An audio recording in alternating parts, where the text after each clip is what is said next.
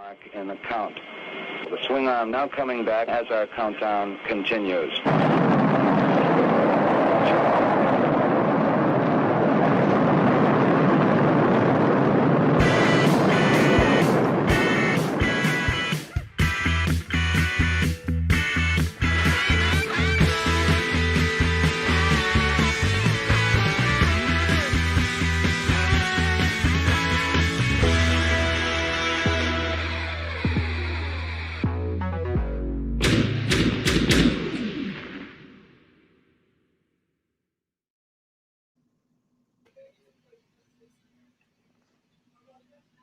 Good day from me, Brick Something, on the West Coast. Good evening for you, I guess. REBELIFE, I'm here. Where exactly are you at? I'm in Atlanta. You're in Atlanta, George. Okay, gotcha. Yep. First off, as I said to you right before we started, I don't know, whatever. Hopefully this isn't too embarrassing. Happy early birthday. I guess your birthday's tomorrow. Thank you. Is that right? Yes, it is, man. Virgo Libra. I'm like right on the cusp, man. Congratulations on another successful trip around the sun. And I live to fight another day, my guy. Yeah, that's what I've been holding on to every single day lately. It feels like, man, I live to fight another day, which I love, because I think you're entering right now perfectly with really what you've been about with you and Comrade doing this whole live vibes thing, man. I've been appreciating that. We're going to get into that and let folks know all about that today. But you're also, like, fan of the toys, a fan of all things nerd. And other things. You're a creator, artist, intellectual, professor, as you've said. Yeah. And that's a good thing, because school. too much hating on intelligence these days, I feel like. Because I feel it. Feels like ignorance is in vogue. But if I may drop that real quick, let's say hello to the folks who are here. And thanks to everybody who was waiting. We just had to get some stuff together. But we've got Mr. Ryan Clark here today to hang out with us live. Corrupted Collectibles, who was first, apparently. What up, though? Rick Jones in the South Bay, first year. And then I couldn't help it. I'm second. Derek Dalzell, what's going on, man? Thank you for joining us today. Red, what's up? Red 5, Red XO, Met 5, what's going on, man? And then one of many collection enablers, but probably the collection enabler. Hello to you, and wishing you a happy birthday. David Salinas, yes, we live, period. That's also another, that's a good one. Yeah, we were saying we live to fight another day, but we should pause and take stock of the fact that, and be grateful for, man, we live. We live. Allison Troy, Retro Troy Princess, what's going on, Allison? Good to see you always. And this guy, 1-6 shooter. Sorry, Trevor called you the suitor. What's up? Trevor is, I know, ramping up for the Road to Legion's Con. We're going to get more of that content this week. And kind of, are you heading out that way? I'm on the fence, man. I've been talking to some of the GAMT guys, me and Comrade talking about it. Maybe. Okay. Yep, maybe. So Comrade's with near you. Comrade is in Florida. He's in Miami. Okay, so he was up there last year. He made it. They drove up there, or? Yep. Oh, well, no. I think he flew, and then Marvelous and them are like up that way. They like in Jersey, so. Gotcha. Yeah, I was going to say, because he was hanging out with some East Coast folks. I just kind of assumed. All right. Well, if you do, have fun. Unfortunately, Trevor, I think it's more than less official. I will not be going this year. Maybe next year. I want to go. One of the best shows, if the best show, honestly, for my brand of toys and how I do toys. That's the place. But not in the cards this year. But I feel it. I'm on the fence myself. We'll see. It's not a no, but it's not definitive yes either. So, would it be your first? If it was, it would be my first. Yep. Oh man, you gotta go. You definitely gotta go. I've seen the videos. Yeah. This guy's hanging out with Comrade tonight. That's great. That's great. Which is why I've been trying to get those guys on here, but I know they record basically the same day that I do these lives. So so I appreciate that, Trevor. I appreciate that. And this guy I know will be there. Got to meet him last year live and in person. That was awesome. What's up, No Chewy? And Machu Toy, this guy. Machu, what's up, my boy? He'll be there buying all the things, right, Machu? Buying all the things and posing all the things. All good, Rick. We'll be the sad boys on the West Coast watching G-Con live. Paul Morales, what's up, man? Good to see you. And yeah, Josh, I'm still I'm hopefully to be there in spirit through you, if you know what I mean. And we'll make that happen, Josh. All right, we'll say hello to the other folks as they jump in while we're going. But hey, Rebel Life. Yo. AKA Renegade Narratives, AKA Sin, and all sorts of other AKAs. Yep. Let's start with what you've been doing sort of in the no, you know what? We won't start with the toys. That's passe. We talk toys all the time. Which really is at the heart of what you do with Comrade. You all doing this let me bring it up here. Life Vibes. Yeah. Shout out to the homie Comrade, man. Yeah, so let's talk about that. Let's start there. How did you actually connect with Comrade to begin with before even starting up the podcast? So interesting story, right? And actually, I'm gonna loop you into this as well, right? So throughout my clinical program, so I went to what's called a limited residency program. So I was like living where I was going to school up in Massachusetts. Like I was spending my summers up there, right? Okay. And I was really kind of like a loner. Like I was really by myself. And so I got a YouTube Premium membership because YouTube Premium sort of just became like my pal. And I started watching Grown Ass Men Toys, and I started watching this show here, right? Which is why I was so honored when you was like, oh, for real? Come through. Yeah. Y'all nice. Really you helped me get through it, bro. And that is some stories I will tell you. That shit was not easy. So I had already been watching GAMT, and when I came back, this is like 3 years later, I was following the guys, and me and Comrade, we would talk here and there and kind of like talk toy deals and, hey, can you get something for me? And here go, little stuff. Yep. And one day, Comrade, he just like hit me up, and he was like, yo, like, he was just telling me like my content, like, listen, can I say this? So I'm revolutionary _ action _ plastic on Instagram. Yep. Yeah. And so what I really want is for people to check out my stories. Right. Okay. I'm not a toy photographer. I just enjoy playing with toys. I enjoy collecting them. But my stories, I really try to do a lot with my stories. Like I really want people to like check out my stories because there's a lot there. And Comrade, he started checking them out, and he hit me up, and he was like, yo, like, would you want to do a live with me? Like, I feel like you kind of be talking about like some real shit, and the shit is kind of helping me. And I was really hesitant, bro. Like, and it's crazy, right? Because you kind of alluded to, like, I've been on stage, like I spent more of my life doing music than not. And but I just was like, I'm not really the YouTube thing. I'm good on that, right? And he just kind of, Comrade is he's a no Diddy. He's like a very sweet, like he's a good guy, man. And he just kind of persuaded. He's like, nah, come on, man. I really think it's no thing. And And he convinced me to jump on an Instagram live with him.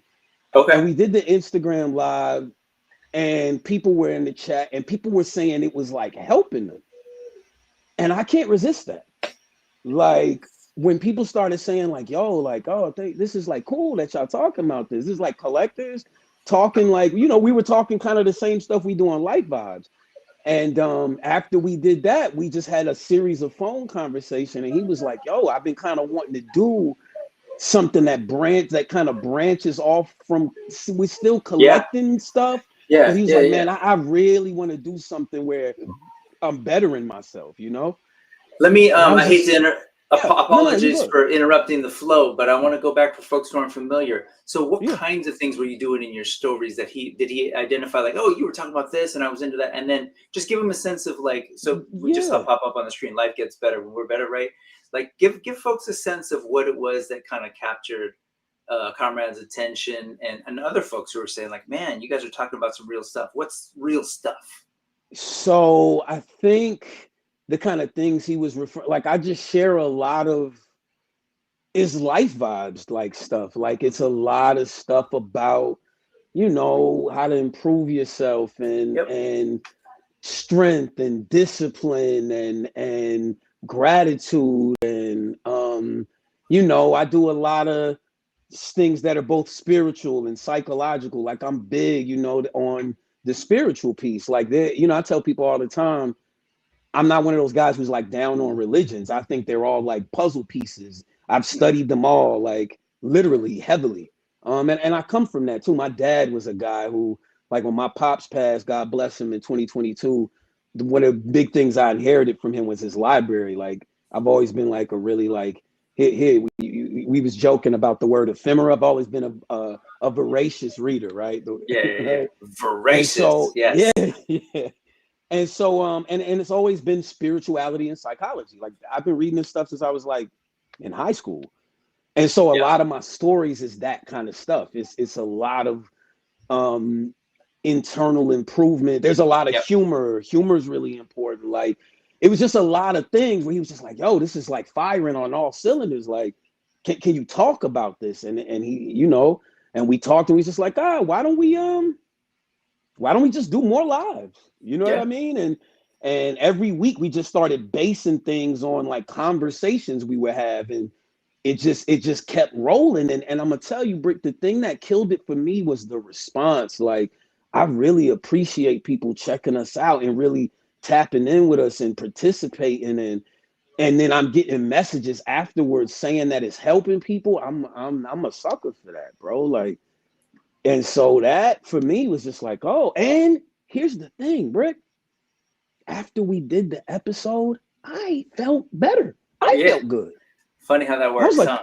yeah, and I was like, yo, yeah, let's keep doing this. I was like, that was like, yo, I told him the other day, I said, doing life vibes is similar to going to gym for me. I always leave feeling better than I did when I started. And so I guess we just gonna keep going. It's you know what I'm saying? So yeah, is that sort of that completely hits it. And so like, you know, I've been scrolling through the past episodes and the thumbnails really kind of, you know, each one sort of has a topic. Like you said, y'all are having conversations and then you're like, oh, hey, there's our show. So let's go get on and talk about that. So you can kind of see from the stuff as I'm scrolling by, I think, you know, topics in general, like framing of each episode, love versus fear, real love versus fake friendships, ego versus healthy confidence, healthy confidence in unhealthy relationships, and on. And then we get this sort of balance. This was fun, Ran, the negativity and positivity. And then this one to really give you a sense, like there's a bunch of stuff. I get it. These are real big topics, but I think at the end of the day, you're still collectors. And so that's the part of it. There's sort of a, you know, by the nature of what you all do, what you all love, you've built up this community of just like, hey, other collectors, like, hey, yeah, I know Conrad, I watch Grown Ass Men Toys. Yeah, let's talk toys. And then inevitably, like the conversations around whether it's mental health, overall wellness, you know, as you say, even spirituality and outlook,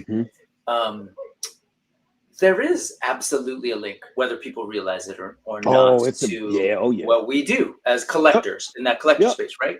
So like this, like from depression to collecting, the notion of like, I've heard many people tell me like, yeah, man, this is my happy place.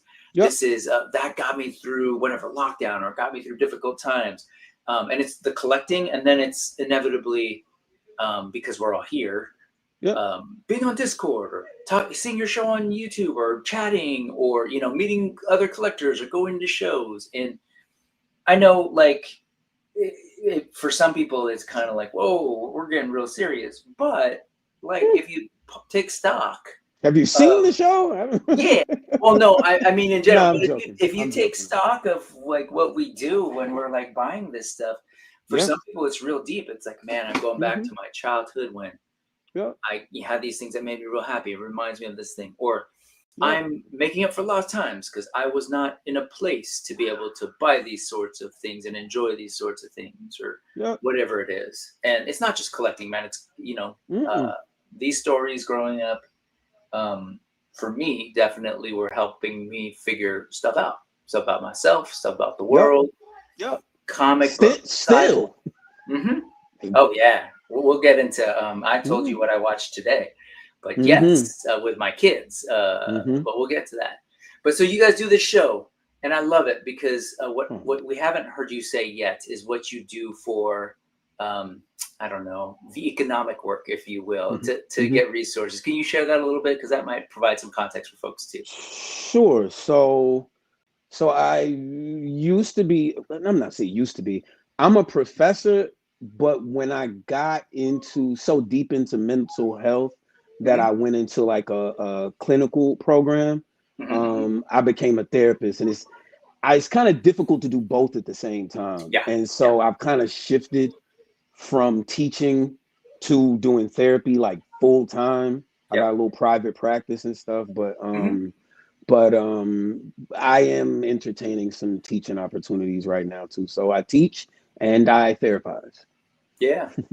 And so again, I'm sure it's not lost on you, the therapeutic power, I guess, of collecting or being in community with other collectors. Whether folks realize it in what you were saying earlier, like, I feel better after the show, right? It's just like, because you are taking the time to take stock of, even if you're just talking toys like I do every week. It's like, hey, did you see this? Did you see that? I am making time for myself because I know I love looking at this stuff. Joy. I am making time to do that with others. Like, I get the opportunity to hang out with you right now, or, Rick Dom a couple weeks ago, or Fortress Matters, whoever it is, like these people that are only at first either faces I've seen on screen or just names, and I'm texting them, and like I'm having fun, Hey, look at that, great. Hey, why don't you hang out with me for like an hour and a half and let's have a conversation? And that's a happy place for me. That, like, I feel good about that. So I love that, man. And so the show's great. How you're doing it every week? Wednesday. Now. Every week. Every Wednesday, and then there's a live call-in component. Can you share sort of that? Which I love it because it kind of reminds me of old school, like radio almost. To the next level. We every Wednesdays at 7 on Comrade's channel, The Real Comrade. So the call-in piece, we just started off kind of just freestyling, and when we noticed that, we're really starting to build something around this, we just started talking about how can we, so the chat is cool, we love that, but how can we sort of, extend the conversation? And I just had that thought about, to your point about like call-in shows, like radio, like, like the Art Bell, or like Steve Harvey does a show out here, and just having people being able to like call in. Just that element of it is like cool, like the participation, and everybody, come in, put your piece in, man. And that's something we just been kind of building out. I think what we do with this is going to continue to sort of evolve. And that's just where we're at with it right now. So, Every Wednesday, I don't always get to catch it live. Wednesdays are, so I actually teach high school. So I'm nice. At that. I work with the adolescents, the teens, and I work in San Francisco. Like, these are city kids. They're wonderful, but sometimes their conditions aren't so wonderful. So they are responding to their realities. And I've got most of my toys are in my classroom. And I will say this year more than ever, more and more kids are like, hey, what's that? Hey, my dad collects that, which is, always a fun check. They're like, yeah, my dad's into that. What is that again? Yeah, that's Skeletor. Oh, yeah, he's into that. So more and more kids are into it. And I have found that nothing breaks down those tough San Francisco city walls and trauma than something that's like, oh, I saw that movie, or oh, he looks cool, or she looks cool with those wings, and that's rad. And all of a sudden it's like, okay, we can talk. And then we get back to work, studying boring history or whatever. But so that's my deal. I don't. So it's younger folks that I'm teaching with. I'm familiar. Believe it or not, Brick. I've taught at every level. Cool. High school, so I feel it. It. And so I'm familiar with the idea of like in our line of work, our type of work, there's this notion of compassion fatigue, right? We get tired sometimes. We are working with folks all the time, doing emotional labor, supporting, and also we are many times in it as much as they are dealing with challenging things. We're all kind of dealing with challenging things at this moment. And so it gets real tiring. And so this, again, like this is my brother right here, my like actual blood brother. Toy therapy is real. Yeah, man. We are. I'm on the cusp of 50. He's been past the cusp of 50. Salute. We are enjoying toys like we did when we were kids, talking about all the nerdy things, but also processing, life and aging parents and family and raising our own kids. The life vibes. Yes, and that's where I was going. The life vibes. So I respect what you guys are doing. I love to catch it after the replay if I can, especially when I'm like intrigued by the titles and the topics. So thank you. One of these days, if I'm free, I'll jump in and do a call. And jump I in. hope so. Yeah, Wednesdays are our, staff meeting times, and sometimes they go late. So like, I'm sure. But anywho, I love what you guys are doing. Definitely check out the IG as well. You've got, you've got your toy stuff going on, as well as what I appreciate about it is you talk toys, you show toys. Sure. But there's a bunch of other stuff in there too. I don't post as often as I like, man, because I feel you, bro. I'll be busy. But there's stuff like this that I was like, oh man, I wanna know more about the Temple of Black Sciences. I'm like, what's going? Is that still a sort of in the works, not ready for prime time discussion yet? It's in the works. It's a nonprofit I'm working on. I'm just getting through the paperwork now and building out my ideas, but I want to sort of bring the spirituality out a little bit more. Like I've studied, you can't really name a spiritual system I haven't studied, bro. Like, and I mean in depth, man. That forms the basis of a lot of my work, man. And so I just wanted to do something, how I said about the puzzle pieces things. Yeah. What I want to do with this is kind of present the puzzle, kind of more put together. So that's something I'm working on, to be able to extend services to people, teach classes, do workshops, just a bunch of just expanding what I do. Okay. So that more of that to come for sure.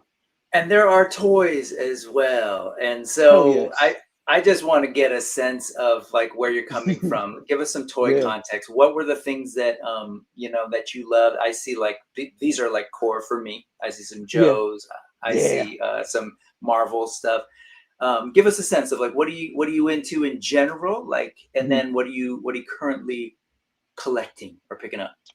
Okay, so first and foremost for me, G.I. Joe and Transformers, bro. Okay. Listen, I got back in. So my brother and I collected as kids. Like I remember getting some of the headmasters when I was a kid. I remember like Transformers. Oh man, Transformers is still. Like, bro, when I haven't had a chance. I'm still building out a couple of my rooms. You can see, I don't know if you can see behind me the Ark, and I got a lot of Transformers, bro. I'm getting my toy room tour is coming, y'all. My toy room tour is coming. I'm building some stuff out, but for me, so what happened was during the pandemic, like many people, I'm here, I'm teaching remotely, and I just happened to be like scrolling one day. And I saw on BBTS that they had some Transformers figures on sale. They had Thrilling 30 RC was on sale for like $11, and then they had Chromia the Thrilling 30 Chromia. These are like the Transformers that come with the comic books. And they were both on sale for like $11. I was like, oh, this is cool. You know, I'm just at home. What the fuck, right? Rick, I bought them and they came in and I was like, ooh, something just, the serotonin and I was like, ooh, this is giving me some feels. And I was like, well, shit, if I got Chromia and RC, might as well get Windblade. Then I got Windblade and I was like, well, I need more Transformers. I was just like, and also these were ones that we didn't have. That's the beauty of a lot of modern collecting for me. Like that's where I go. Same. I haven't really been big on like getting stuff that I've had before, unless that Chromia. Look at that alt mode, man. Oh like, I remember seeing this kind of stuff towards the end of Transformers, and then later when I was in college. I'm older. But yeah, man, this kind of like full-on sci-fi vehicle stuff that was very like Cybertronian, I was into more so than the, you know, cars that we have in real life. Yeah, these are cool. Okay, man, so that started you back. Yeah. And then after that, next came G.I. Joe Classified. Same thing. I was always into Joes. And that man, I tell my brother now, he's like, I dibble and dabble. I was like, listen, man, if you aren't ready to, like, I was like, Classified, I can't get out. Yeah. I can't get out. I told myself, I said, I can't even start any new lines because they keep doing dope shit with Classified. Like, I can't. I'm like, I almost got my roster build out. I'm like, maybe I can stop getting some of the figures. And then they drop Budo and this young Colonel. I was like, damn it. Like, I can't. Now I need Pythona. I just got the Cold Slytherin today. Like, I love it, man. I appreciate that. Yeah, I appreciate that because I'm not collecting Joe Classified, but my brother is. I was just at his place this weekend. I was staying in the room that had all the toys and just kind of looking around, kind of being blown away. But with the Joes, I love that you're like, you know, Budo and Pythona. Like, these are ones that we didn't have. Budo we did. But oftentimes, you know, especially folks that are maybe right around my age, they're kind of like, once they started working in, you know, a little bit more of the fluorescent colors and enforcement agency, whatever, like, I got out. But, like, I look back on those kinds of things and I see what they're doing now. Like, Budo wasn't something that I collected. I think that was after. No, me neither. But the treatment of Budo in Classified was like, whoa. Crazy. And same goes for like Crystal Ball. Crazy. Got him. What was the Raptor? Like, got him. Crazy. Full disclosure, I'm not saying those aren't cool. Those are my Joes back in that was mine. I was on the kind of like wild, more fantasy tip of G.I. Joe. So Zartan, the Dreadnoughts, a little bit of that punk rock feel. Into that. Same. But still, they're doing stuff now that I was like, I would have never thought I would have appreciated, but they're doing it in ways that are like, whoa, okay. Same. All right, Crystal Ball is crazy. What's your most anticipated that they've announced but you haven't grabbed yet? That I haven't grabbed, that I haven't pre-ordered. I haven't pre-ordered. Sorry. Yeah. Is there anything that they've announced you're like, okay, I'm still on, but I'm into that. I want to see it. Or are you just in on all of them? Man, every up to Pythona is the only thing I'm like, because you know, they're like, she's a convention thing, so I'm just waiting on that. Everything else I either have or I pre-order it. Like, it's pretty bad. Okay. I gotta see. I'm really curious to see what they do with Globulus. Same. That's gonna be crazy. It's gonna be great. They're gonna do something real cool with the body, the snake body. I'm sure. The other one you could barely kind of get in the slither. That bendy wasn't super bendy back in the day. But if they give them that like sort of big floating weird ball with tentacles thing, man, that's gonna be crazy. Yeah. Can you imagine the accessories? Like, I can't. And that's the thing about that team is they're always like, they're really studying the property. They'll do the deep cut stuff, but then they're also like, okay, but it's 2025. How can we take it further? And they do so really well. I'm looking at these toys here. So it looks like you're dabbling in not just the stuff of our childhoods, right? Sure. Of the Joes and stuff, but you're also digging into new IP. I see some Animal Warriors of the Kingdom, which is something I'm kind of familiar with.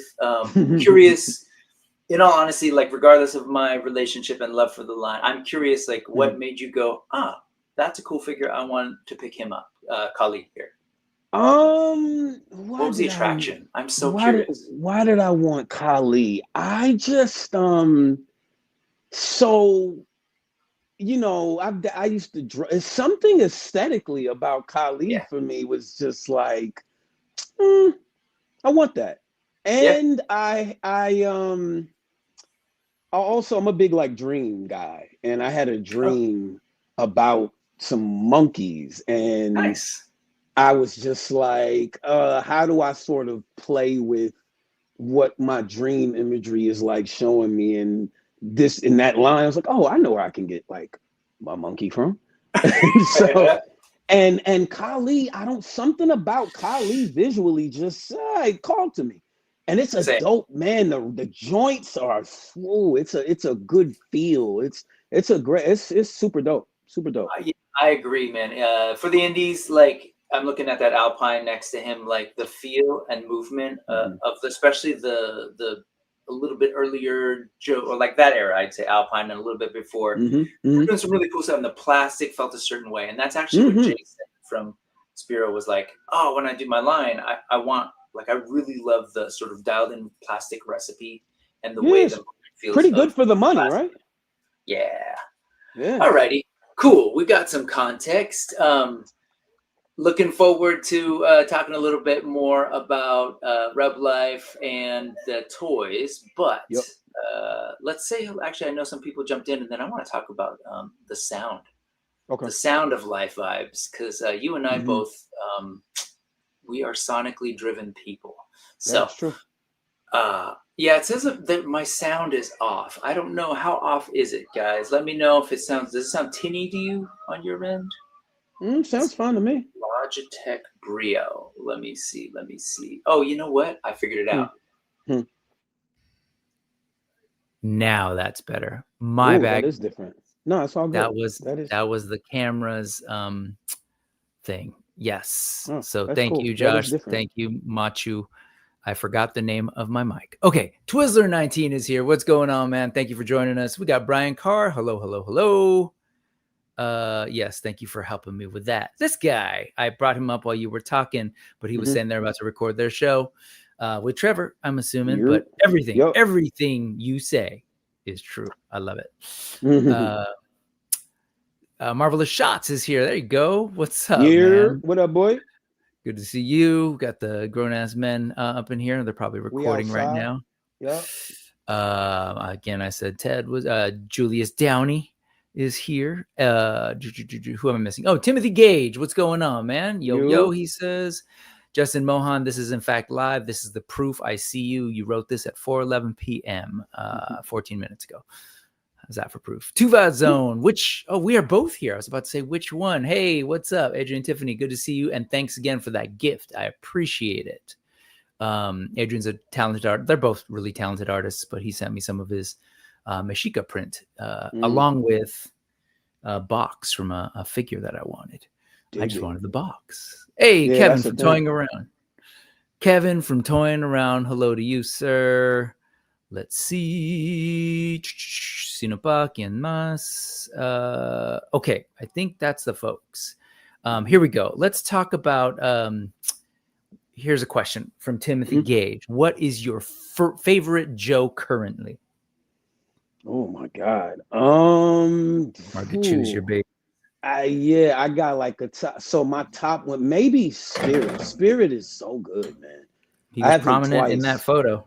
Man, I just like Spirit as a character. I got that Silent Missions comic. I'm a comic guy too. I got a lot. Nice, yes. Spirit, Stalker. I just got that version 4 Snake Eyes. I hate that holster, but other than that, that was my kid Snake Eyes. That's the blue and black one. Yeah, buddy. Yeah. That shit is crazy. And freaking who's my Nemesis Enforcer. And that whatever they call him. Yeah, they call him Immortal, but Enforcer. Yeah, and Serpentor. Those 5 are So there, somewhere in there, Timothy was a favorite. So you Mr. Ryan Clark. Probably Spirit. If I had to pick one, probably Spirit. Okay. Yep. Mr. Ryan Clark, I'm in the same boat. I always think I'm winding down on the classified series, and then they make a polar bear and ghost vipers. Yeah. See, the ghost viper, I need two. Do you do the HasLabs? No. Is that try a thing? not to. I'm trying not to. No, I've been move. avoiding them. If they do a Night Raven, I'm out of here, bro. It took everything in me not to get that Rattler too. Okay. Because that Baroness, I almost bought the Rattler for the Baroness. So if anybody wants to sell me that Baroness, I'm saying they're out there. Probably selling them for a good price. Here you go. Derek's saying he's a 79 baby, so he's 3 years younger than me. Grew up on Joe's. His favorite waves were the late 80s and early 90s. So he's like, he went a little further than I did. Neon and Nuts, that's what he's looking out for. Yeah, for sure. Yeah. Okay. Remember the Sound Force? Y'all remember those? They had like Sound? the backpack. Yo, they had these backpacks where you press it and it had like lights and sounds. What was it? Sonic Force or something like that. I don't even know about that. It was Joe's in the 90s. It was a thing. Okay. I think I went as far as Battle Force 2000, which is hilarious now in 2025. But Battle Force 2000, and I think that was about as wild as it got, except for that sort of white space mech looking thing that I picked up at KB Toys once, like, you know, things were getting clearanced out. Yeah. That was me in college, spending on clearance toys instead of alcohol, because that's how I rolled. Hey, man, that's all right, man. Oh, it was more than all right. I'm proud of my choices because I got toys, baby. That's good. And you Carlos, Carlos, the Badass Reviews, man. What's going on? Good to see you. Greg Schmerber, always great to see you guys. Okay. There was a Cobra Commander with a sound pack. All right. Bro, it was a thing. It was like Sonic Warriors or something like that. It was a thing. Here's hey, what's up? Thank you. I feel like he was obligated to do a channel membership because we're blood, but he's been member for 18 months saying I thought I wasn't going back to the Snowcat, but well, you know, I feel you, man. I'm a Spirit fan too, hence his avatar. Yeah, he sort of got that custom take on Spirit that also kind of in his avatar there. That's dope. Yeah, he has got a couple of the big ones, and he was like, I don't need a Snowcat, but then there he is. All right, let's talk toys. You brought some stuff, and I really appreciate that. You know, I love it when people jump on and they just kind of are willing to talk whatever it is that I want to talk. But hell yeah, you had some stuff that you're like, hey man, I'm really excited about this figure that I ordered probably back like December 24. I was looking at when this went up. Yep. So, but you're like, I want to talk about it because it should be coming soon. Is that right? I think top of 2026. There's something. Okay. So relatively early from V Toys. So the cyberpunk thing. Is, like I asked you with AWOC, I'm always fascinated to know when folks who are driven by nostalgia, like I am, are willing to kind of like check out things that aren't necessarily tied to like big IP. Unless, is this tied to the cyberpunk game or is this like cyberpunk in general? Okay. Just in general. It's just the aesthetic. Yeah. So what was it? Was it just the style that you saw and you're like, damn, that's a cool looking figure? Okay. That's too cool. What? It is. That's crazy. I was like, this is expensive, but in my collector 425 voice, I want it. Like, this is too cool. Let me just get this. Fuck it. Soft goods are looking great. It's that blend, right, of that sort of, you know, obviously like the Japanese inspired martial arts stuff, samurai stuff, ninja stuff. I'm a martial arts guy, man. Red, almost a black belt in Tang Sudo. Okay. Yeah. I fight a little bit. Tang Sudo is Chinese? Korean. Korean, Tang Sudo. The first thing I did was Farangdo by a dude named Jit Kun. No, sorry, what am I saying? By a dude named, what is it? Jubang Lee was his name. Back in the day, we watched That's Incredible. Do you ever remember that old TV show? Okay. That sounds sort of familiar to me, though. It was just this variety show where they're like, that's incredible. And they showed like these incredible people. And they brought him on to like break boards and stuff. And then later I find out he's like in Downey where I grew up and he had a martial arts spot. My cousin and I signed up and that was cool. That shit is cool. Martial arts is cool. So this stuff is great. It's that take on, it's mixing your Joe maybe background with a little bit of the military tech stuff with the martial arts. Yep. So this is their first V-Toys figure. This is the figure that you're getting. So like so far, just in these 3 picks, the looks are cool. We got all these cool little masks going on. Do you have figures like this, like V-Toys figs that are like soft goods? Okay. Wait, do I? I'm trying to think. Do I have anything with soft goods? I think the only thing I can think of off rip that I have with soft goods is the Serpentor. I do have one Legions. I have that Azahazar. Yep. I don't know if some part of him is soft goods, maybe the skirt pieces. I don't know, but I don't have a lot of soft goods, but this just, and I saw V-Toys had something before that I thought was cool, and it was just hard to get, and so I was just like, man, because I was like, man, this is a little expensive, but I was like, it's just so unique. I was like, yeah, let's just keep the pre-order. Yeah, I'm excited for you because most of the folks that I know that are like buying, like classified or other things from our nostalgic background, and even AWOC, I think that's cool. But AWOC, at least at that stage, was just all plastic, great stuff, moves well. So the fact that you were into the way that moved and felt, but now you're dipping into this kind of stuff that I know will move differently, and it just kind of give you like a sense of what else is out there and playing with the soft goods. I'm excited for you because this is a good one. Like all of these, when I say soft goods, as a Hazar or whatever his name is, maybe he has like a skirt. This is like tailored, sort of gi type thing, and these like cyberpunk tech pants and this coat.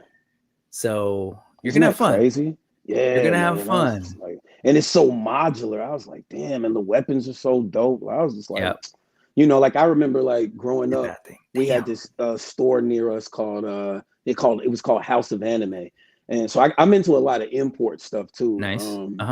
And so this kind of scratches that itch for me too. It's just like, like I got the Figma MacGyvers, I got a lot of Gundam stuffs, and I was like, this is crazy.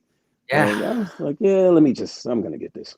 Yeah, this is a different kind of import. The Figma stuff is awesome. It's amazing. So like I feel like this is a cool, I don't know. That's me right now. I'm always saying I gotta check that out for science. Like I just want to know what's out there because we're living in a world right now where we're getting toys from everywhere and it's all pretty damn good.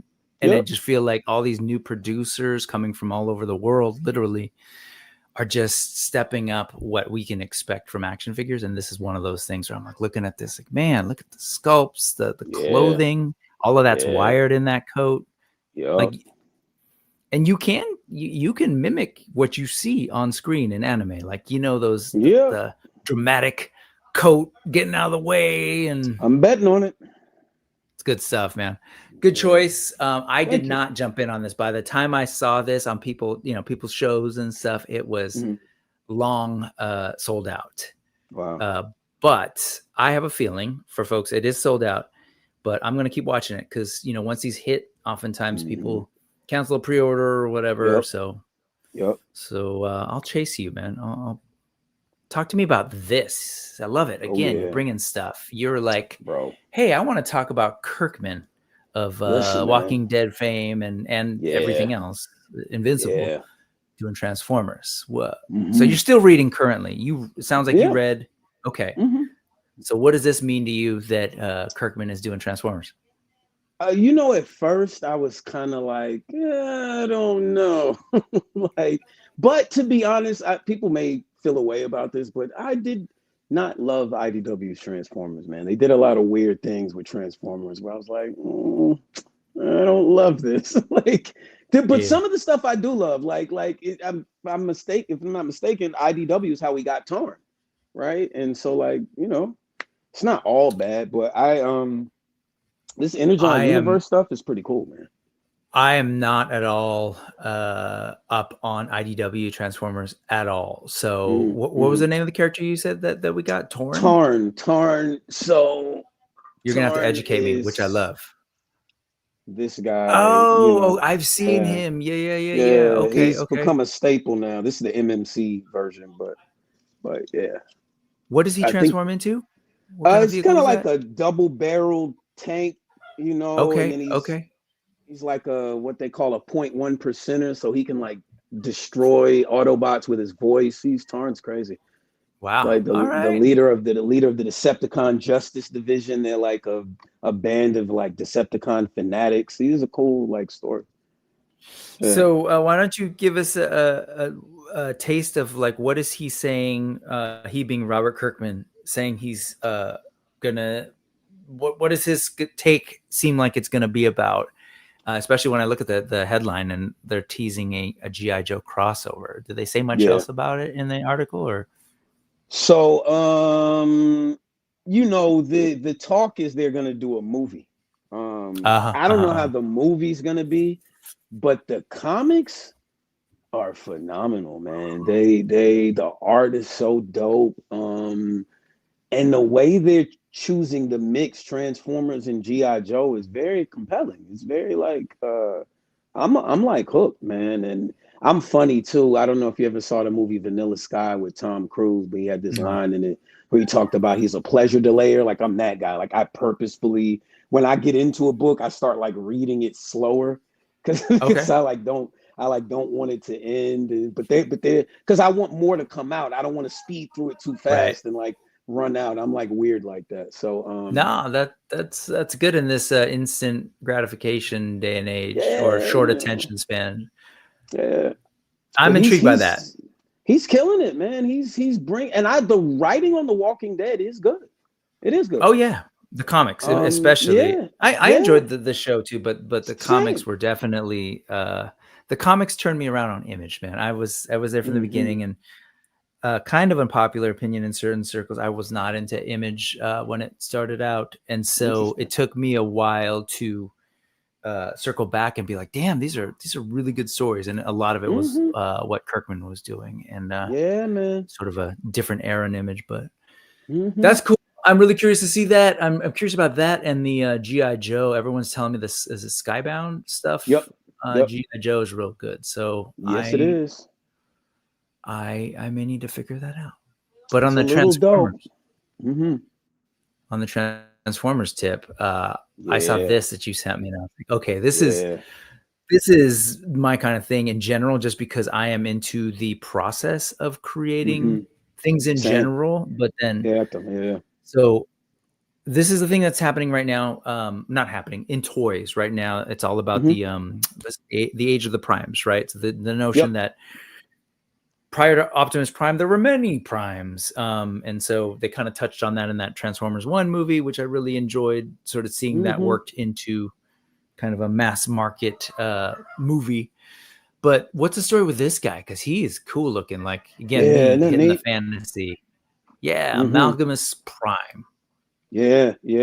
So this is I'm like a lore junkie, man. I like a good story. And so the whole idea is that these verse the number 13 is there's so much with that. But then these 13 primes are like the branches of life that the Transformers like come from. Right. So you got like Soulless Prime, who's like the progenitor of all the female Transformers. You know, you got Megatronus the Fallen, who's like the progenitor of like that Decepticon kind of bloodline. And then like Amalgamous here is and so each one of them comes with this like a relic that is sort of the piece of them that is like sort of representative of their bloodline. So Amalgamous comes with the T-Cog, right? Which we know from the Aligned Transformers universe is like the thing that makes Transformers transform. So that's his whole thing. So that's his whole thing. Like he has more forms than any other.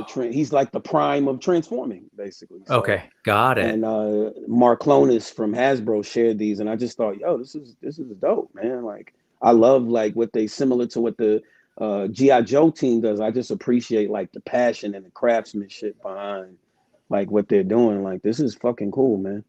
Yeah, this is really cool, man. I wish that we have like a way to really focus some of that Transformers lore a little bit more, right? Yeah, they tried to do that with the Aligned continuity. So I'm excited by this and hearing you talk about that lore. And, you know, even like I said, Transformers 1, I really, really enjoyed. I've got a couple of YOLO Park Transformers 1 toys just because, man, I was like, I really like that. I love them kind of like giving us a sense of who these characters were before, but also sharing like this larger lore. And I'm just kind of bummed that that movie didn't do better. But I'm looking at this and I'm totally getting, you know, Shockwave, right? Like, just the progenitor of Shockwave, the one-eyed, So I love that notion that they all have they go back to a prime. Yep. And this is this like a prototype, or is this the actual figure, the Takara figure? I think that's the actual figure, man. Yuki-san over at Takara. That's the actual figure. Yeah. Yeah, it's cool. Like I don't know. I was really into these like cool, funky bots. That's why, you know, like Shockwave to me was more my speed growing up because he transformed into like a sci-fi looking gun versus you know, the Walter, the Megatron P-38, which is like cool. Yeah. Like but I love I'm stuck in the fantasy. Like I know what this world is. Like show me something else. So this is cool. This is right up my alley. I think he's a really great looking figure. What does he transform into though? Do you happen to know this guy? So a lot of things. He's got multiple forms. Okay. Yeah, he's a that makes sense. I think he's got like 12 or more forms, and then it's modular too, so it breaks into like pieces. I don't know if I sent the link because I was looking at something that I look at so much shit, but there's I don't know if ephemera. If you can see, but he Oh, here you go. Here you go. Yeah, see, yeah. Oh, that is cool. Okay, isn't that fucking crazy? This reminds me of like classic Japanese. Yeah, that's what a lot of people are saying. Which is great. Man, that is crazy? cool. The that's hands all as from kind of that like one truck. bot now. Yeah, these are the two forearms. Yep. There's another form. Yep. Oh man, I'm so curious story-wise. What happened? Why did they go from being able to do all this stuff to be like, I'll be a Volkswagen Beetle? So part of it is that a feud breaks out, like a family feud breaks out between the primes, and like Megatron. There's another one, Liege Maximo, who kind of puts Megatronus up to killing Solus, who's the female, and they end up, it just becomes this family feud. And I forget how the feud ends, but something in the ending of the feud, they sort of disperse themselves. And before they disperse themselves, they set in motion the generation of Autobots and Decepticons to sort of try again. And so that's how we get to, things got out of hand, like almost like a War of the Gods, like a Sumerian Enlil. I was gonna say it's very old, ancient pantheon of the gods figuring out what's next. There's like Titans in there. There's maybe next generation of beings. That is cool, man. See, if you give me that movie, I'm in. Look at that. This is me. This is the kind of robots that I want. That is too cool, man. I was like, damn, this is dope, man. Like, go ahead, Mark Clonus. And how big is this? Is this sort of like the size of a standard one at retail? So he's a Voyager. I think he's maybe 6.5 inches tall, maybe. Okay, so he's still tiny, but can do all these forms. Okay. Yeah. That's cool. Yeah, man. Oh, wow. It just keeps going. I didn't scroll through all this. Look at that. Rick, I told you, man. See, he brought the ephemera, folks. Thank you. I appreciate that. So, sometimes like I get from people, they're like, oh, man, you showed me this. That was cool. I was like, cool. I love being shown stuff. This is great. Yeah. Brick, I really play with toys, man. Like, I'm outside. Oh, I know you do. I know you do. I just be like, I love it, man. Yep. Cool. Thanks for that Transformers break. Real quick, let's shout out to Grumps, who's here. Good to see you, man. Salute. Corrupted is jealous of that Tarn. MMC. What's that class? Yeah, or what's that? That's Mastermind Creations. That's third party. It's just that's a difficult one to get, man. I love Tarn, and then what I love about this too is I love the Hasbro mainline version, but where it kills it, and you see is that his mask comes off. All right. Hold on. Where you at? You are here. Yeah. Oh yeah, that's right. He is the oh, of course. Duh, I forgot. Isn't that crazy? He was the one that is he the one that in Transformers 1 like Megatron's a big fanboy of? So no, this isn't Megatronus. That's Megatronus. Got it. He's a fanboy of Megatron though. Tom. Okay. Megatronus is I have Megatronus, but I haven't unboxed them yet. Gotcha. So his mask is meant to be sort of an homage of Megatron. Got it. Yep. Man, that is so cool. I love that. Yeah. That's really cool. Hey, what's up, Larry? Good to see you. He almost picked up that blocky sound wave from his local shop. Do you do blockies? Let me tell y'all something. I don't buy Transformers that don't transform, fam. Oh, okay. I do.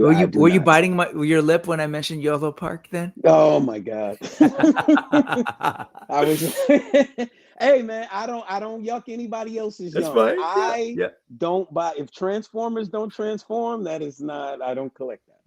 I 1,000,000% get that. I mean, it's in the name. It just, literally is what they're about. Don't you ever sell me a Transformer that doesn't transform. and Action Masters were a thing in the 90s. Like I get it. They were that was a time where Hasbro was trying to compete with Power Rangers and I get it, but it's not my jam, man. If it doesn't transform, I'm so articulation and aesthetics driven that I respect it. The second they started showing me ones that look like they're in the show, but they can pose, is good stuff. Are you in a? Tell me more about this. I don't know about this. Rebel, are you all in on Whale Wave? I feel like I need 3 of them. Oh yeah. So man, what is that? But I guess the fans. So they did this thing, this fan vote, and so they did something similar before. Are you familiar with the woman Transformer Windblade? The one who turns into the VTOL? Yeah, so Windblade was the result of a previous fan vote. Like fans made her. They picked her gender, her alt mode, her all the things. I remember that. So the newest iteration of that is this Whale Wave, where we got this shock wave that I should have sent you a link to that because that's crazy. Oh, it's all good. But it's more like concept art, and they just did a 3D render. He looks phenomenal. He's probably gonna be a little expensive, but super fucking cool.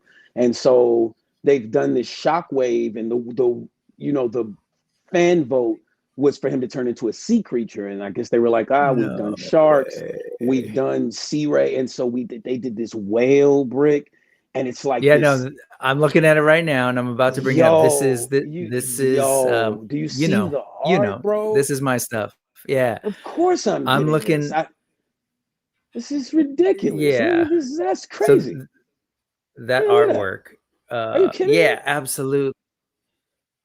Oh man, that's I don't know if Ted's still watching, my brother, but his breakdancing name back in the day was Shockwave. That's a killer which is name. Awesome. Look at that. Look at him. Are you kidding me? That's nuts. Of course I'm doing that. There it is. Okay. So was this done by Takara or Hasbro, or was this fan submitted art? So no, I forget the guy's name. So not Mark, but who's the other? Is it Ben, the other Transformers guy, skinny guy with the glasses? I don't follow that team much at all. That's his art. He drew it. Okay. Yeah, it's pretty fucking good. That's really great, man. That is some Transformer Animal Warriors stuff going on. Look at that. I'm getting an awesome Transformers education today. Take that, Geek Ed Life. But thank you, Corrupted. Man. Yeah, that's my Transformers collector in arms. Spaded in other chats is always trying to drive up that Duke Flint conversation. I will just say they're not. Neither of them are my guys. How about Stalker? Neither. How about we go there? Same. But cool. Okay. Yeah. I'm with you on this too, man. Such a cool dang toy. So many options. More of this stuff.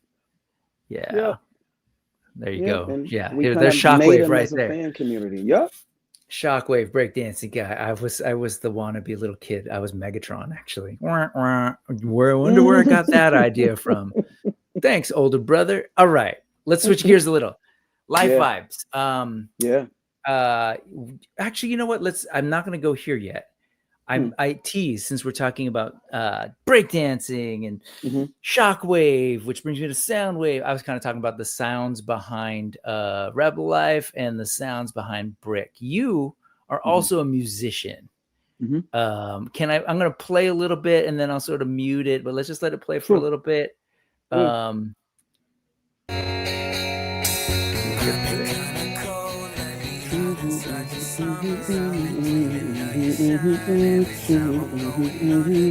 So this is Sin, is the artist name. Okay.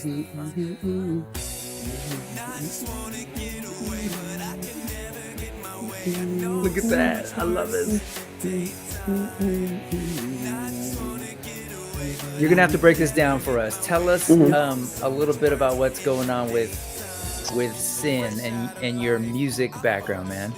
Sure. So, where do I begin? I've always loved, like, I can write, I can rhyme. I always loved the rhyme, but I always loved rock too. And I would always like to kind of pair the two. Sometimes it's more on the hip hop side. So that's why, we were talking, and I was saying I just went to a Deftones show. I'm a big fan. And so I've always liked to, I even call like my style of dress, I call it ghetto grunge. Like, it's like I like every kind of music, man. I always like to combine them. And this was a video we did a couple of videos from this record. I did a couple projects, man. Like, I've even had a song I did even with Trey Songz. Like, I really did music, like, for more of my life than not, man. And it's always been a reflection of me. It's political, it's rock, it's hip hop, it's had my little spiritual things. Like, my music is kind of like my tattoos, bro. Like, it's kind of like flipping my soul inside out. Like, it's a mixture of like everything that kind of like moves me. And this right here, and I've always been kind of on the darker side. You know what I mean? Like, in terms of my tastes. And Daytime was just about me struggling with being seen and kind of not wanting to be so much, and struggling with like emotional things. And it was just like, the song was just about me saying, like, it's so much worse when like the light is on me. Like, you know what I mean? It's easy. It's harder in the daytime. Like, so you also worked in, you mentioned the spiritual stuff, the rock, the hip hop, but also like the fantasy, the horror, the comic booky stuff is in this too. There's that whole vampire vibe going on. Was that throughout the project, or was that just for this particular song? Like those sort of vampire vibes. There's elements of vampire stuff. There's werewolf stuff. There's and then some of it is just like street shit. It's a lot of that project was called Sleeping with the Enemy, and it was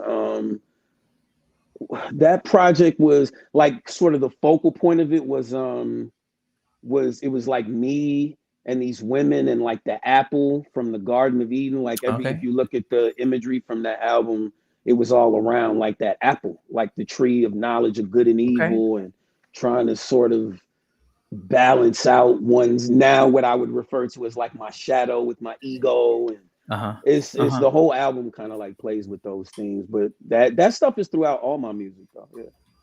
Awesome. So I'm just curious, for this project and your others, is it like you as a vocalist, an MC, or are you working with producers, or do you have a band, or like? It's all kind of records on there, bro.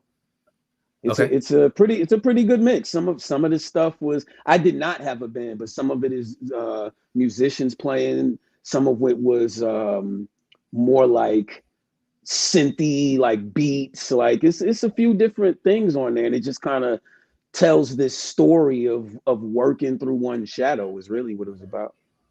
Okay, very cool. And so, how long ago was this? And are you still? You were mentioning you're still. I know it's still in you, but are you actively in projects, or what's going on? So that was maybe 2015. Okay. And so now my newest thing is that, and so I'm kind of gonna run everything through that nonprofit you seen, because I think I that's see. just The Temple I'm just Black gonna Science. everything's gonna because it's just okay. it's just easier to keep things under one umbrella. But what I'm doing now is I'm writing a book, and I think with the book I'm gonna do like a little EP, so maybe like 7 songs, just to kind of help tell the story of the book I'm writing, which is about my thing, shadow alchemy. It's about transforming darkness, and so it's probably gonna pick up. Well, I was gonna do a project after that called A Savage Gospel, but then life started life, and so I love the wordplay and the loaded imagery. Savage Gospel, the shadow alchemy. Okay. And so that was you in your musical era. This was me in sort of my musical era. This was Jeebus. This was 2006 or so. Ooh, that's loud. Sorry, folks. That's how noise happens. I love noise. No, let me see. This is us. That's me right there in front. Look at you. My band was called From Monument to Masses. This was the project that went the furthest. It was a 10-year project. I've told folks before. We toured a bunch of different places. This was actually 2007 in Japan. But like you, just like, I didn't shake the toys. Toys were an influence. G.I. Joe, whatever. It was all there. Transformers. It's just in my blood. Same with all the Brick. We gotta collab, man. You gotta you gotta jump on this EP, Brick. Let's get busy. Same with the music, man. It was like rock, punk, hip hop stuff, drum machines, electronic stuff, and this thing was mostly instrumental with sort of like sound sampling and stuff. Like you, it's political, it's thematic, it's all soundscapey. And all of that, it works into everything I do. Like you said, I love that. My tattoos, my soul turned inside out. I get that from you, man. That's smart, man. That's cool. Well, yes. So you gotta look, man. Like I know a similar soul when I see it. I would notice just how you present on this show. Thanks, I'm man. like, Brick gives me the impression of someone who it didn't surprise me when you say you did music. I'll just say that. I was like, you definitely, I know what I'm looking at when I see it, man. I feel it. Thanks, man. Yeah, it was a fun time. It was a younger time, but it's it all informs what we do, even doing like the show and all of that. So I love that. We are not the only ones, man. Nah. All sorts of musicians I know in the collector space. My brother's the same. Nice. Musicians. So there's a natural, I think, intersection of like creativity, right? Like I want to go to new worlds. I want to imagine robots that transform and tell me the lore about that. And then like, I want to listen to something cool, like take me away. So I'm out of here. I love it. All right, man. Let's get back to the toy stuff. Let's see. Where else were we? Today, culturally, we were talking about martial arts. I told you that before this morning, I went to go see the new Demon Slayer movie. Yeah. I don't know if Machu's still here. I know he saw it. I know a bunch of folks went to go see it. Yeah, Comrade saw it. It's hitting big. Like the box office in general is a finicky one in the age of streaming. But like to get Sony to bring this anime that is now sort of in its finale arc, doing like 3 movies, and to give it a theatrical release, I thought was pretty cool. For me, this is my youngest son's entry point into. I want to go see it, but I finished the show. Yeah, so I won't, not spoiling anything, but I was thinking about you and the fact that you and I would be talking. 8 or 9. He was little. I was like, okay, well, let's go on this journey. We'll go on this journey with you. He's now 12, but like, I think it's great. I love that I watched this movie with him, and like this notion of, I think he's become my favorite character in the entire thing. you will learn. Oh, look at that Nas reference. But yes, if yes, his story, man, resonated, and it's a good thing. So anyway, I just wanted to share that. Fire. See if you can catch it in the theaters before it goes away, man. Because I'm gonna. it's really There's some life vibes material in there for sure. It's fertile ground. Yeah. It's fertile ground. Yeah. Okay. Let's talk about some other stuff if you're good. Yep. You shared some stuff with me. I'd like to share some stuff with you, and this may all be things that you've seen. So friend of the channel, really great, prolific sculptor, Jason Demon, is doing his own line coming soon, and he's been developing it. It's called Rise of the Fifth Sun. It's Mexica stuff, Aztec lore taken to a place that's sort of modern fantasy mixed in with that stuff. Really well researched, but also intentionally altered to play up some of the fantastic elements. For the folks who've been watching the show, you're probably familiar. So I just wanted to share, there's some things that I've missed in terms of updates, but he, when he came on, he said, yep, we're going to do this. But unfortunately, I just don't have the resources in this first go around to do women figures, but they will be in the line. So this is them revealing like the early work on their female buck, a little bit muscular. She's actually got shape to her. So the Siwat, which is the Nahuatl word for woman, they will be in the line. So I'm excited about that, but I'm sure out of context, that's like, okay, but what else is there?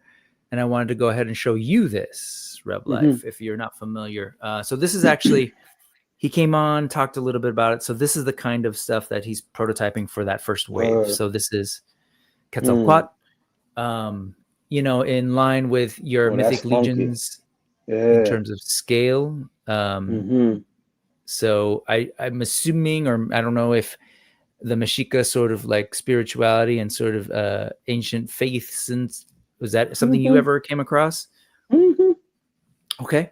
So here is Jason trying to bring that aspect of his culture. He's Mexican to the forefront. He's like, yeah, I see people doing customs, including himself. He was doing custom parts for people to work to their Mythic Legion stuff. And he's like, man, let's just do a line. So what are you thinking? What's your reactions? I think that's pretty cool, man. I like shit like this because it's good for like world building, and in my mind, I don't know if it's like this for other collectors, but my collection, these are worlds, and you include things like this in your world because like the worlds must have like gods. Yeah, that is the thing. So like I'm feeling this. It kind of reminds me of what Brutal Realm is doing too.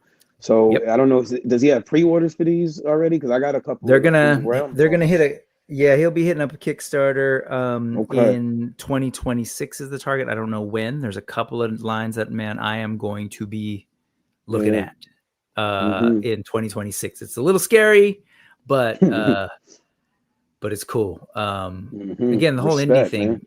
The whole indie thing, man. People are starting from the ground level, so they can dictate what level of quality, what level of detail they want in their sculpts, their articulation, and it's an exciting. See, I don't know if you caught that. This dude's got a disembodied heart in his hand.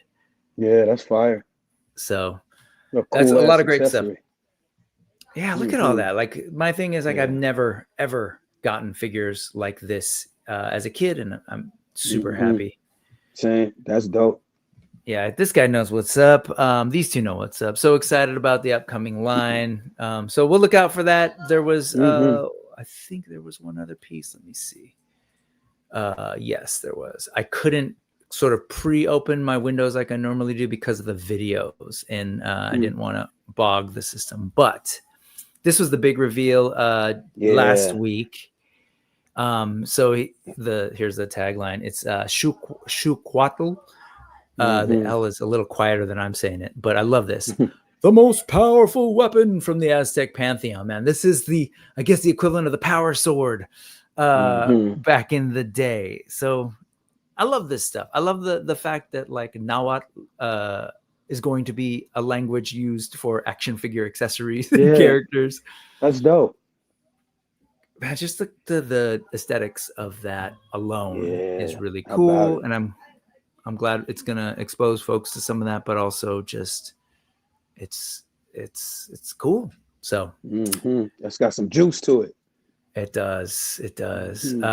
And I grew up in LA, so I was really exposed to a lot of that imagery back in the day, old murals and stuff. And I'm so happy that I'm getting that in toys. On that tip, Fancy Realm is a line that is, they've been going, it's actually a company that's going heavy into this old Chinese, ancient, not that ancient, but work of epic literature called The Investiture of the Gods.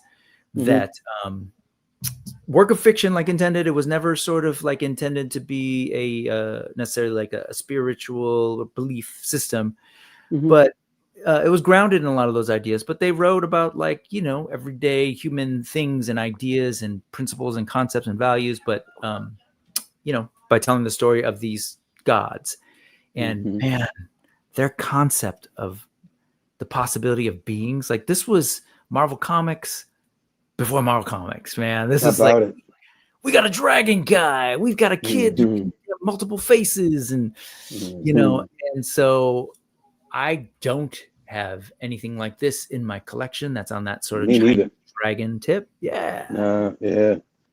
So I think about your V-Toys Cyberpunk guy, and this is like that for me, but that is killer. You know, gold/white dragon with a jade blade, and new one that was announced. I'm all about this line.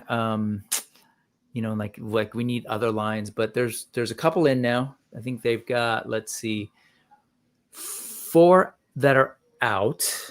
Yes, 4 that are out, and then this is the next one coming in. So yeah, there's so many toys, man. It's a stunning level of detail. Yeah, it really is. Look at all the armor. Is that a render or like? No, this is a prototype. Well, you know what? I'm saying that definitively, but I'm pretty damn sure it is, because I mean, you can kind of take a look at some of this stuff. Even the background is like a piece of cardboard, you know, like it's in space. Even the production on these things is wild. You know what? I know for a fact this is because they've actually shown this at different shows. So it's pre-order available now. That's crazy. I put in my deposit over on $5,000.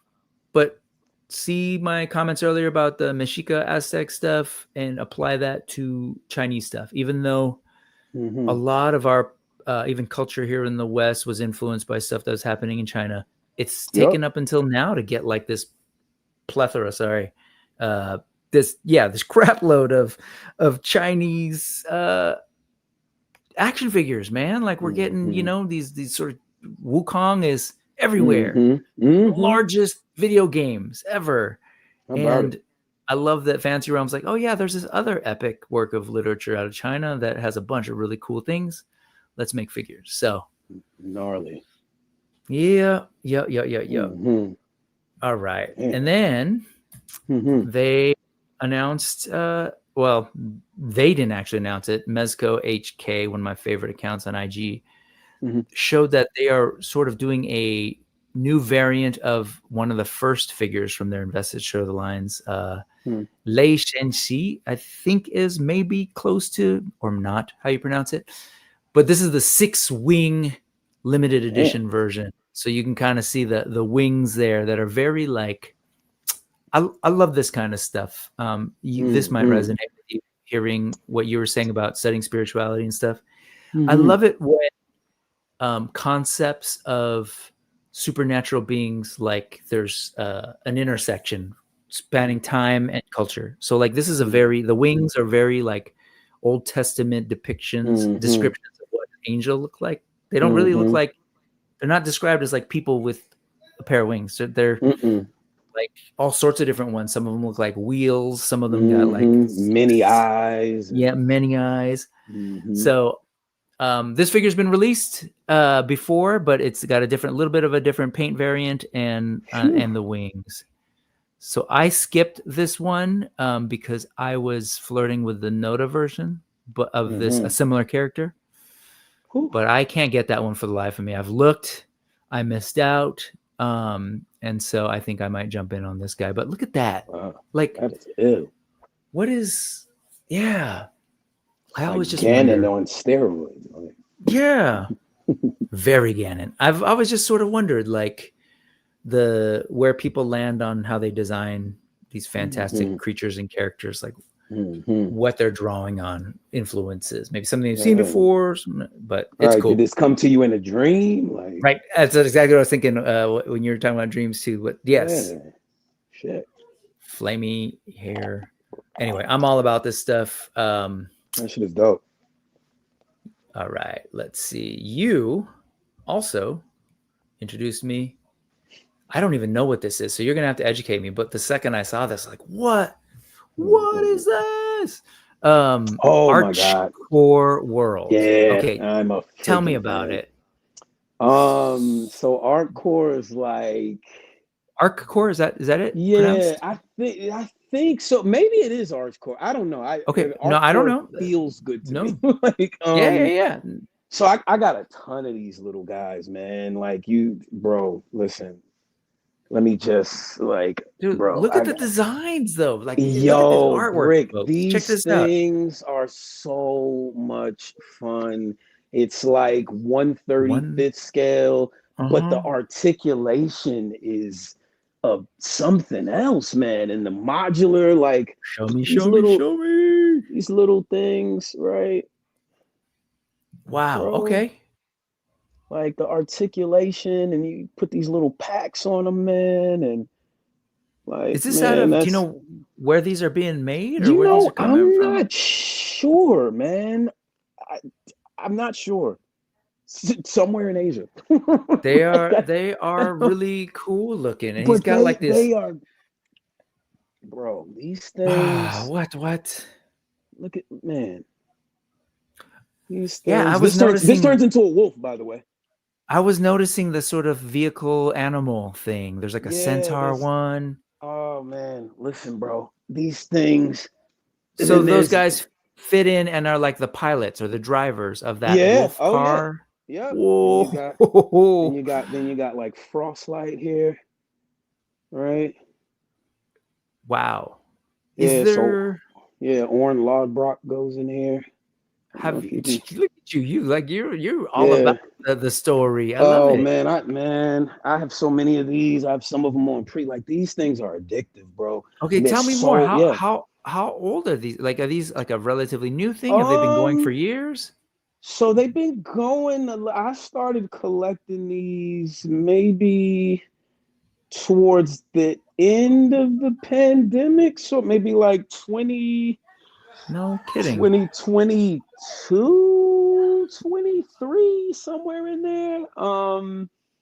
And they just keep doing cool shit, man. These things are just addictive, man. And so the thing that drew me into them too is not only are they really cool, and they have these really little they're really modular and really sturdy and articulated for their size. It's kind of wild. Okay.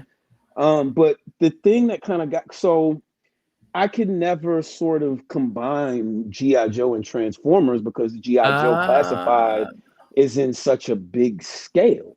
Okay, I see. So I started messing with these guys, and I had a battle between these guys and the Dinobots, and I just realized, these are a good scale for humans dealing with Transformers, and so.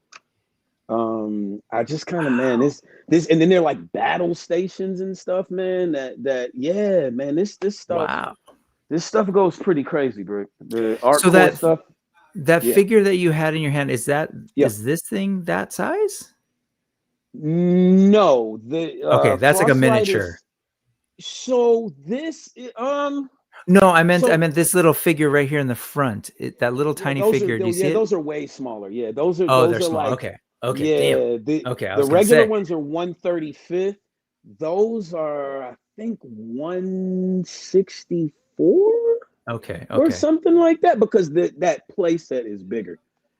Wow. And then what's weird about these, so I have Cat's Lair and all that too. So then I get into a whole thing. Like my world building is just it's like I'm a maniac. I love it when folks can introduce me to some really cool looking stuff. This is look at this shit. Look at this shit though. This is, so I haven't even really looked. I've only shown like two actual toys so far, but I'm looking at the designs and the artwork. This stuff is the kind of stuff that would have sucked me in as a kid. We would go to like Little Tokyo or in LA, or like we went to this one hobby shop that had like Tamiya kits and like Southern Cross was this anime that eventually became Robotech Part 2. Like they had all these kits, and I was just like looking at the pictures and was like, wow, what is that? Or the Machine and Krieger stuff. I was like, what is that? I don't know anything about it, but I don't care. So even as a kid, I was just like, no, that just looks cool. And that's really how it was when I saw Thundercats. I didn't know the story. I was just like, oh, what? This Lion? cool. Yeah. And I'm looking at this. It's got a little bit of that Warhammer, a little bit of StarCraft vibe, but gigantic banners. Wow. If you go to the pay and maybe scroll up a little bit, there should be, is it Oren's brother? You see these like battle sleds that turn into like, you fit them on the little guy's backpack and it gives him like giant mech fists. Like it's just a bunch of dope little shit. Where's that? If you see him here. So let me see. You're on the Archecore. Scroll up. Wait. Go. So go down. Like go back to where like you're at the top of the. Okay. This is the top row right here. So I think. Sorry, I know you're on a small screen. Click all the way to the left. I think that might be it. First image to the left. Yeah. Click here. that. Let me see. I'm zooming in as best as I can. Yeah, I think that's it. Yeah. Look at that. So these guys right here is what you had in sort of the size you had in your hand. Yes. Okay. Yeah. And like the mech pieces fit, like they have these little holes in the back, and the mech pieces fit. Some of them fit into the actual little figure too. Like nice, like these big old blaster missile things on his back. Oh, this is dangerous stuff. Yes, it is. Because they're small too. So you're like, I can fit a whole bunch. Oh, look at this. Okay, Brick. Look at that. Look at that. Yeah. Brick, what the fuck, man? This is like the merging of like old D&D miniatures with mech stuff. With mechs. Yeah. That's fucking cool. Bro, that is cool. Look at the little weapons. Let me just show you something like real quick. Yeah, so these are plastic though, right? Yeah. We're not talking like die cast or anything like that. No, it's plastic. Okay. Hold on, I am so curious if other folks who are watching knew that this existed, because I had zero idea. Brick, you see this? Look at this. Look at this, man. Oh my. Brick, this turns into a centaur. Oh, I saw that in the picture. Okay, cool. Yeah. So the guy riding, does he become the top half of the body kind of thing? Yes, he does. Yes, he does, cool. Brick. Yes, he does. That is beautiful. Wow. This whole shield and sword sort of piece is modular. These can be separated. You got like the cape. You can form like different configurations. This cape can come off. You can add the backpack. This is like a figure arts. Like totally movable. Cool. It's articulate. They have flags. It's like different armies. It's really out of control, man. Yeah, Larry's Geeky World is saying Gundam crossed with Warhammer. What's up, Quip? Saying that's dope. And see the little back, all their little weapons. They have like little grenades, all kinds of little pieces that fit onto the back piece. And the articulation is like nuts. Like for like a small figure, this thing, there's hip rotation. There's ankle pivot. That's like the articulation is insane. Listen, really, really cool. It's a whole I'm looking world. at. Is this like the dark like villain version of the centaur? So, wow. Yeah, man, Rick, listen, bro. The castles turn into mechs. The battle stations turn into mechs. I love that. It's completely out of control, man.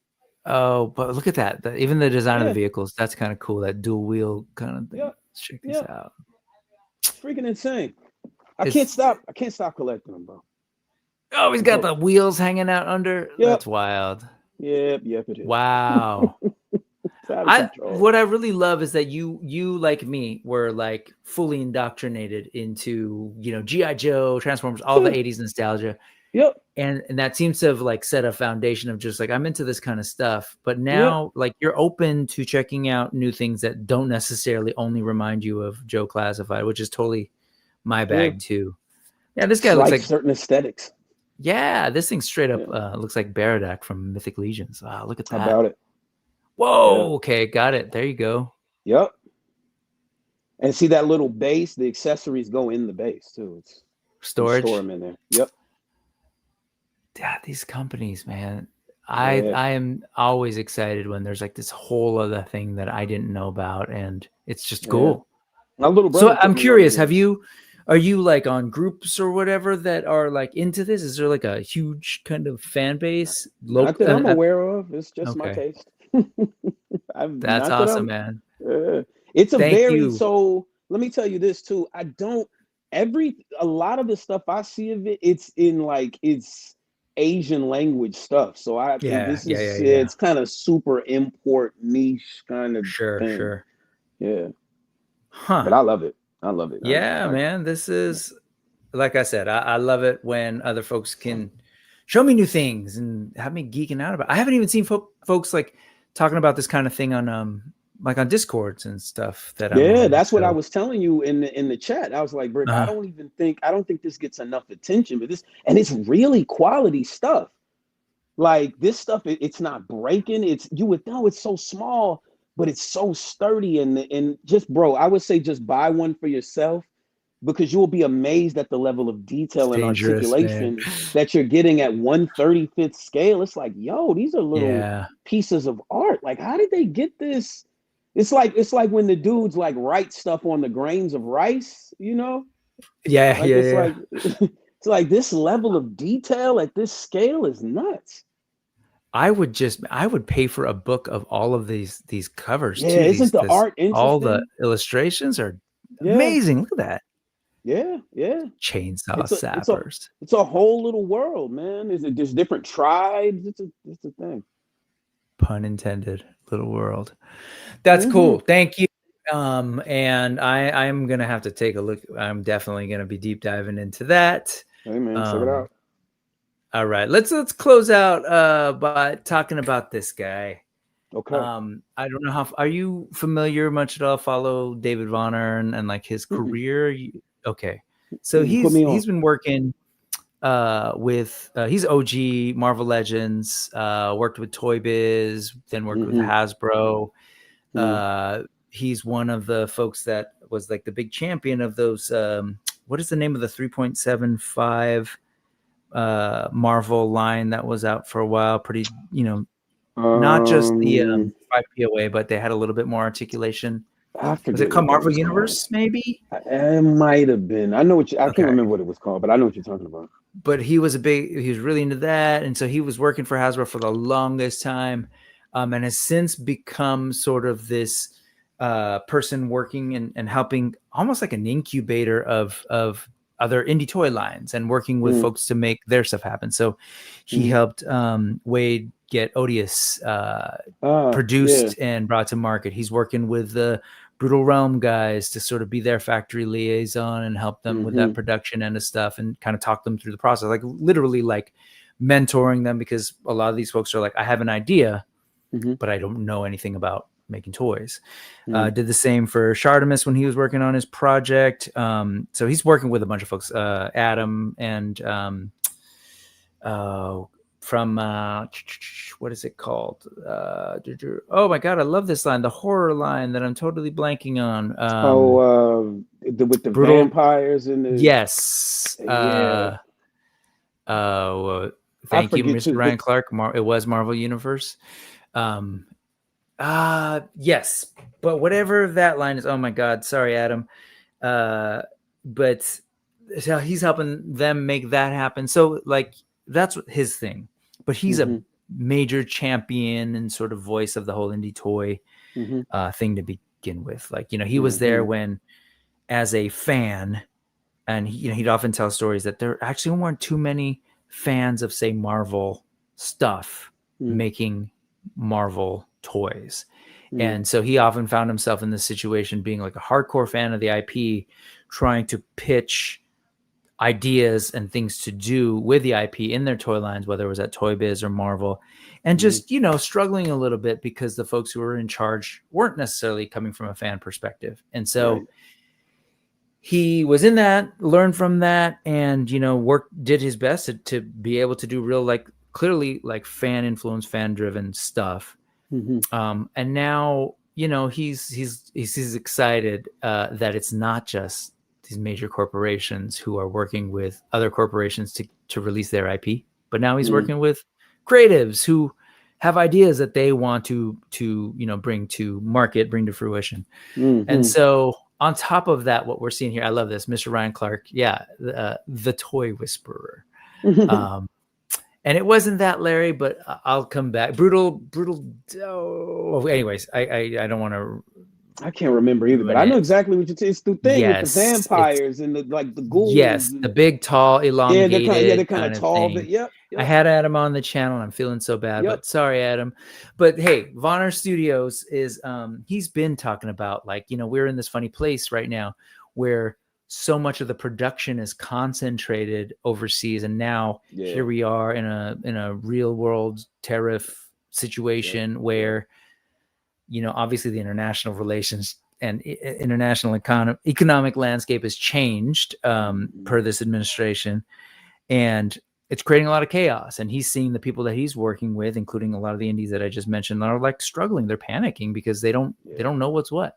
And he has long since been working with the idea of seeing if we can find other places to work with. So he, this is him publicly announcing the collaboration between Vonner Studios and IP Imaginarte out of Colombia to try and build factories there that can start to develop the, you know, not just the infrastructure, the machinery and all of that, but also the know-how, of course, and the labor and the skills to be in a position to create fan stuff, whether it's action figures or printed stuff. And so he's really working with this, and I thought this was really exciting. He brought this up. This was like end of August, but showing like folks who are doing stuff with, like, you know, the video production end, product design, manufacturing. Here it says packaging, marketing, creative services, full scale animation. And so I thought that was pretty damn exciting, given like I said, the conversations that we're having right now. Having been working with, you know, with folks like behind the scenes, like with Spiro Toys, I know they're trying to get this Kickstarter figures done, and you know, there's just like everybody else, they kind of hit these roadblocks with like, oh no, are we now going to be responsible for tens of thousands of dollars in tariffs? And they don't even know the answer to that, because it's off and on, and it's really, you can't run a business that way. So, but also like Venezuela is like, you know, I'm sorry, Colombia is not here, but it's closer to here than China is.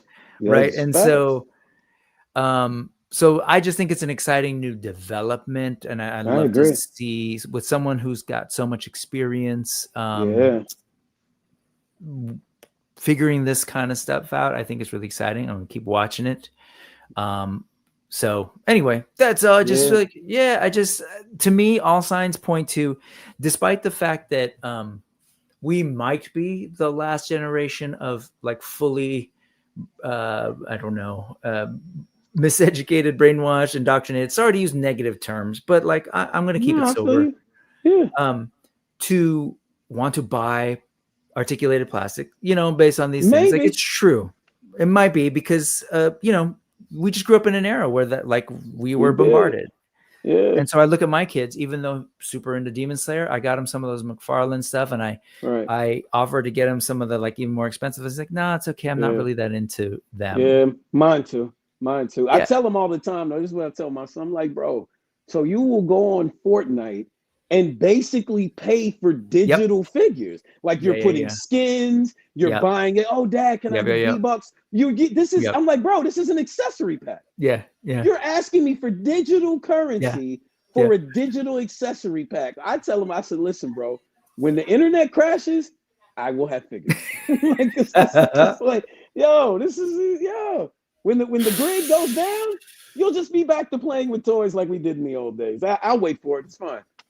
It's fine. And don't sell my collection, man. Like and hopefully this kind of thinking, but not just done by like, again, some sort of like random business person who, this is by a person who was driven on the creative end to create toys of the things that he loved. Yeah, that's and the key. He struggled through it and saw the good side of that and the bad side of the working with folks like Toy Biz and Hasbro, and is now working with new folks. And he's working on the production end or trying to create partnerships with production end. I'm hoping that what this might actually do is create a whole new series of worlds, like Ark World or Animal Warriors of the Kingdom. Or thank you very much to the chat, Mr. Ryan Clark, The Cursed Dead. That was the line that I was trying to figure out. Brutal Realm, From the Realm, Space Zombies from Mars, all of them, man. Galactic Valor, all these awesome new toys, IPs. Hopefully, this kind of thing might spark sort of resurgence and interest in the things that we love. So I don't know, kind of a different story, but I thought it was an exciting one for me. And I'm an overthinker, friend. So no, it's all good. I want to ask you something though. Yeah. Hey, Brick, when are we getting that rabbit, man? The archer, the rabbit? Oh, what's up with the rabbit, the cardinal, the birds? So we're talking Animal Warriors of the Kingdom. Yeah, what we doing, bro? Because I've been. What's up with Jadu? Like, it's couple ones. I'm like, what's going love on, it. Man? Yeah. These are great questions. Okay, so we should be having. Hold on, I want to make sure that I'm going to go bring up the Kickstarter. So you went in on the Kickstarter, or did you pre-order from somebody else? Not yet. I want. What is the scathing? Is that it? Yeah, that would be the bird. Okay, so I want that. Got man. it. What's so up, so folks, let's do some AWOC talk real quick. But quick. Not on an AWOC talk episode. I love it. I love that someone cares enough to be like, "Hey, man, I want to know." What's up with the rabbit? Got you. Okay. So the Primal Series 2 was a bunch of different waves, right? The first wave that will be landing and the one that is currently being worked on, we'll have some updates. I think this Wednesday is what Jason and I are trying to work on, is these guys, the big guys, the brawler wave, right? So your big lion dude, your big version of Kali on steroids, essentially. Yep. Then from there, we are going to be moving into, these are all the things. I want to see the stuff. What comes next after that? After that will be the lizards, the reptiles. So we are a little bit of ways. Originally, this is what it was. They were going to be coming at the same time. Obviously, we're way past this fall 2024 deadline.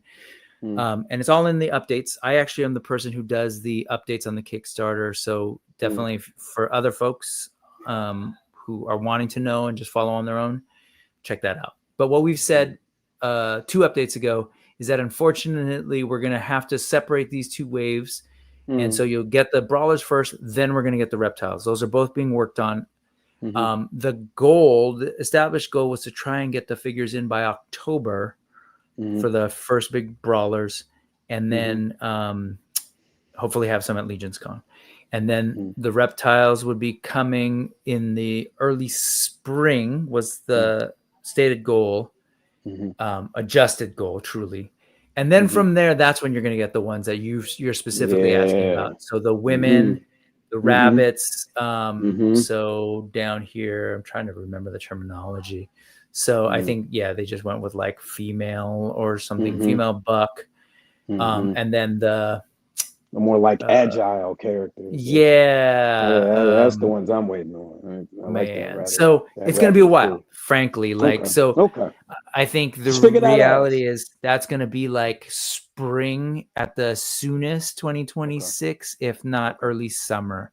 But yeah, we're going to have an update hopefully this week to kind of really say how close are we on even getting those brawlers to our stated goal from a couple weeks ago of trying to have them in by October. As you can imagine, like see the earlier conversations with Vonner about Vonner. Man, it's just been such a weird time in terms of not just the tariffs. People are like, yeah, but the tariffs, like we figured that out. What else is holding it up? It's like, no, there's been a ripple effect, like the instability created this situation. Some people were pulling out of their projects. Some people were putting their projects on pause, and there's a queue. Like there's literally like a handful of factories that make stuff, and you're all competing for time. And if the folks ahead of you create chaos and they didn't create it, but they decide they need to pause or shift things as a result of the chaos being created by this administration, then it's a ripple effect. And so I think in the works. So Jason's trying to figure that all out. And, like when I say Jason's trying to figure this all out, this is dude from Louisiana who had a dream of making toys. Right. This was not somebody who was like, I make calls to China all the time. So he's doing his best with to figure out what's going on in the factory, maybe look at other options. So we'll find out more this Wednesday. No doubt. And I'll make sure I shoot you that update once we figure it out. Cool. So it's gonna be a while, unfortunately. Yeah. It's all good, man. I'm interested. I like it. Yeah. It's funny, man, between all my Legions pre-orders and like all the other stuff, it's like I could stop ordering new toys or buying new toys. I'm gonna be getting toys through at least through 2027, which is I don't know if that's good or bad, but it is. We live, right? We live. That's it. Live your life. We exist. Man. Yes. So, hey, man. Yeah. Thank you for one asking about that. Yeah. Those are very. I love that you came on here and you're like, okay, let's talk about our, my stuff. But what's up with that Ewok stuff? What's up with that rabbit? That rabbit is kind of crazy. It's scathing. It's kind of with the skull. That's kind of crazy. And the wings, and then the color palette. They're looking good on those updates. We've shared like prototyping of soft goods, all this stuff. It's exciting. We're gonna get more pictures soon. But hey man, thank you, REBELIFE. Thank you, REBELIFE, for joining, hanging out today, man. I appreciate it. I love to put faces to names and get to actually talk with folks. We'll talk music, maybe all of this stuff. And happy early birthday, man. I hope it's a good one. Are you doing a week-long celebration, a month-long celebration? I wish. I just been trying to get in where I fit in there, man. Like I went to the concerts. I'm going to brunch. I just, when we get to be at a big age, you just kind of, but I always tell people birthdays are really important though, man. You need to celebrate yourself. And so I'm doing that. And I'm learning, my self-care journey. I'm on it. Who am I outside of like husband, dad, like just getting the collecting thing has brought me back. That's real. To that. So that's real. Well, all right, man. Happy birthday. We'll celebrate you from a distance. Thank folks, you. If we talked a lot about stuff today, I didn't mention this up front, but there's that QR code down by his left shoulder and that URL that's going to pop up on the bottom. It's been going on the whole show. If you go there, I will have the links to all this stuff, including Archecore, links to the music stuff. If you're so curious, all of that stuff. You can go to that document, check it out, follow the folks, do the liking on their end, do the liking here and subscribing and all that stuff. Yeah. Please, let's do this again sometime. Yes. Like Vibes, Wednesdays at 7. And man, we got to do this again, man. This was fun. Yeah, man, I would love it. And I'm going to try my best to schedule something and jump on a live vibe soon too and join you and just have some conversation. Yep. All right, man. Let's head out of here. Thank you to everybody who's been watching. I'm going to click a button and play things you may want to say. Any final goodbyes, because StreamYard cuts us out once I start playing music. Thank you to everybody. Follow me on Instagram, revolutionary_action_plastic. Check out my stories. I just want y'all to see my stories. Cool. All of those links will be at that place too if you forget that. All right, folks. Thank you very much. Have a great week. Happy birthday to Rebel Life. Yeah, we outside. Life Vibes Wednesdays. Woo. Yep. All right. Thanks, everybody. Oh boy.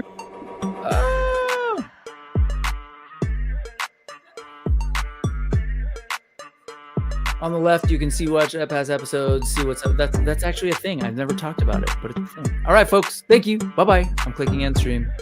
And bye-bye.